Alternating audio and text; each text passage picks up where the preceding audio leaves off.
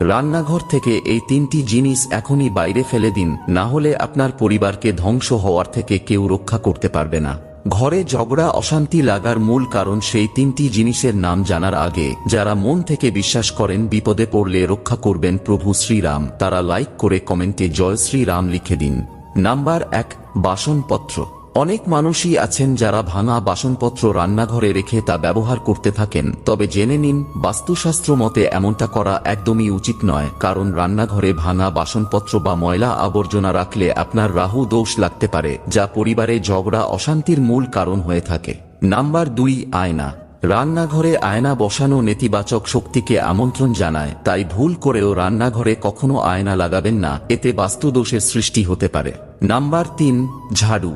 ঝাড়ুকে দেবী লক্ষ্মীর প্রতীক হিসাবে বিবেচনা করা হয়, তাই ভুল করেও ঝাড়ু কখনো রান্নাঘরে রাখবেন না, এতে মা লক্ষ্মী খুবই ক্রুদ্ধ হন।